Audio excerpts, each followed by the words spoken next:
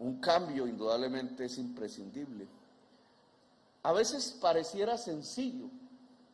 Cuando ustedes hacen este traslado de su hábitat, de su existencia hacia un lugar que quizás nunca pensaron que iba a ser el lugar de su vivienda, como el que aquí estamos hoy inaugurando cerca de aquí, un lote de 3 hectáreas. ¿Ese lote cómo se llamaba?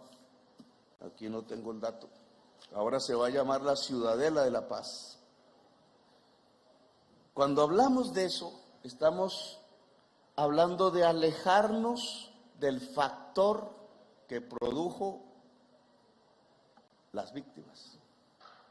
Un factor físico, quizás el río. Yo estuve ahí, cerca, en algún momento que vine aquí, lo estuve mirando, me pidieron hacer un muro. La experiencia nuestra es que ya los muros no aguantan las aguas. En casi todas partes los muros han sido batidos porque las aguas son cada vez más violentas, no por culpa de las aguas, sino por la cantidad de agua que en determinados momentos puede caer, que es lo que se llama la crisis climática. Bueno, yo creo, lo dijimos ahí, lo hemos repetido en todo el país, que el mejor método que tenemos para sobrevivir y mejorar en medio de la crisis climática en Colombia, por lo menos en estas décadas, no es ver cómo nos defendemos del agua, que al final siempre gana, el agua es más poderosa que nosotros, sino cómo nos ordenamos alrededor del agua, con el agua, cómo nos equilibramos con la naturaleza.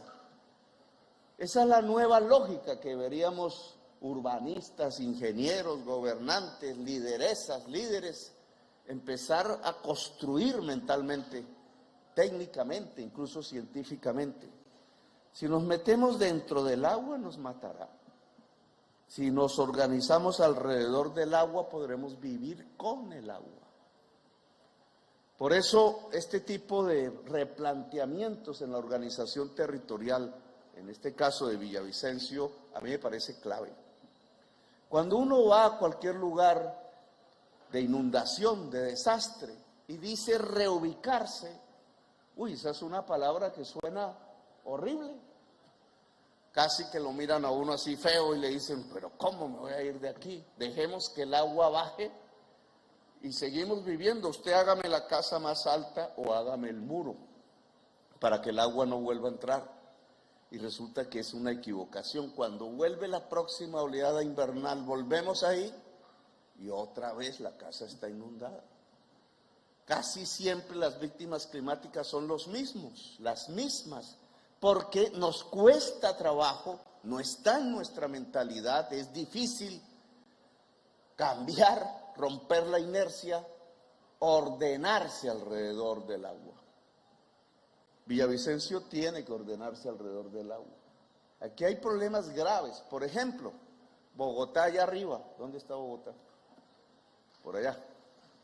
Bogotá allá arriba es presa de unas relaciones de poder específicas en manos de la especulación inmobiliaria.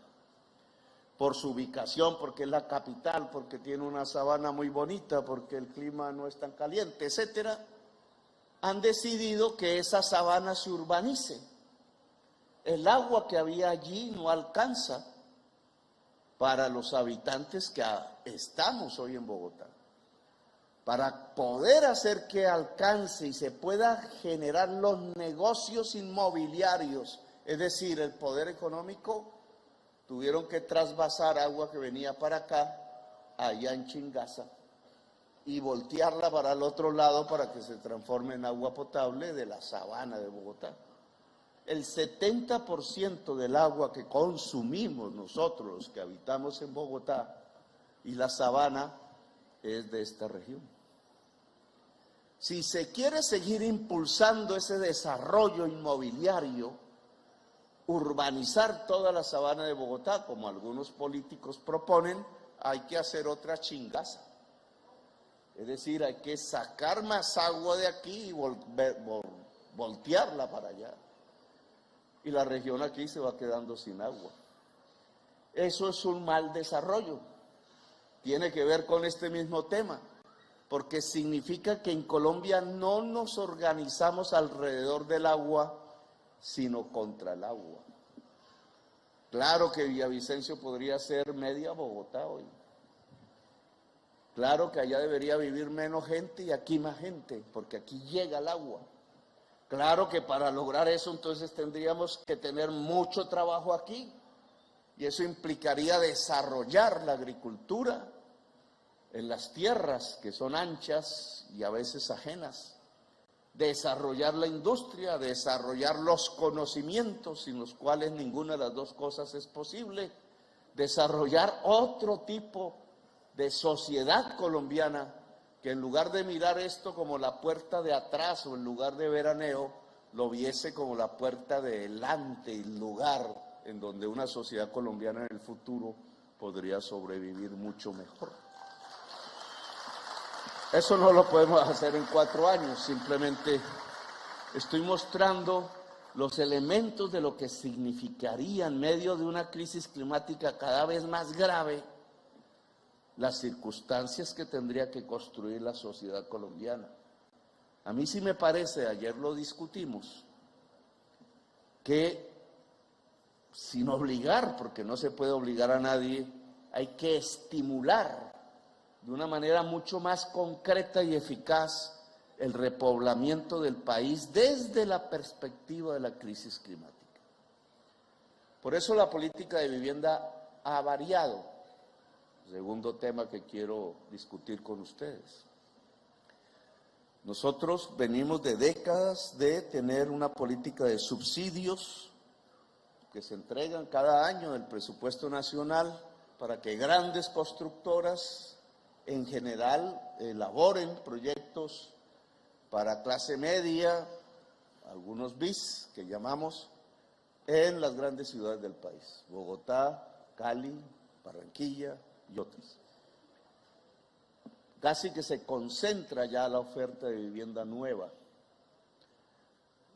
Creo que debemos cambiar el orden de las prioridades. En donde más deficiencia de vivienda hay en Colombia es en el mundo rural.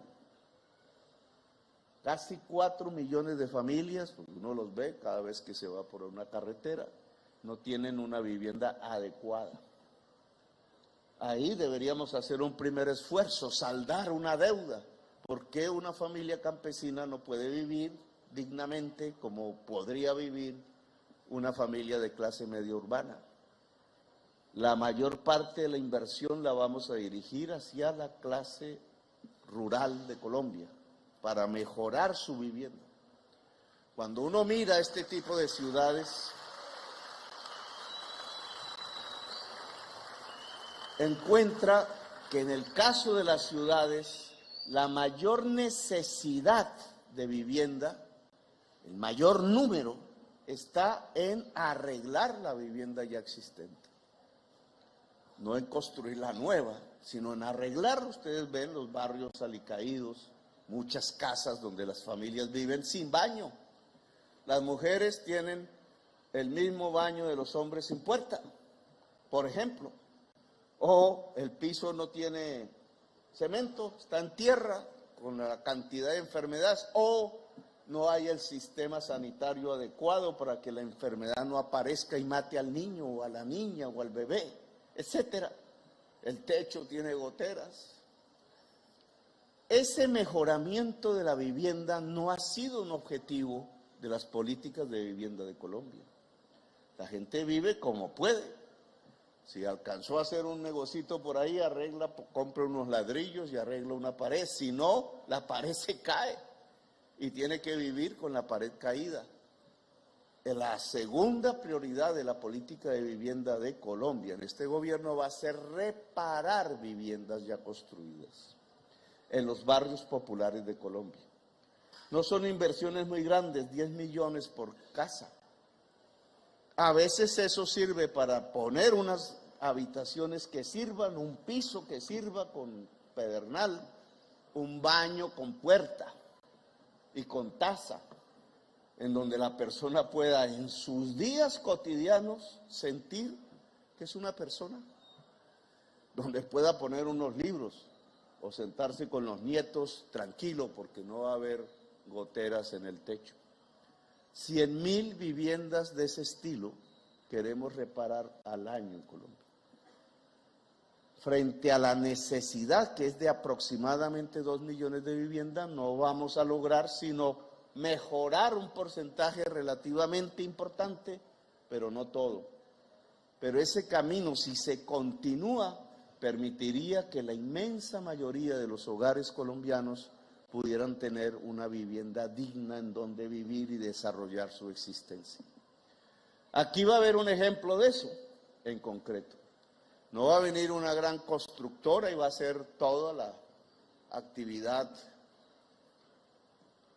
sino que lo va a hacer la misma gente a través de la autoconstrucción.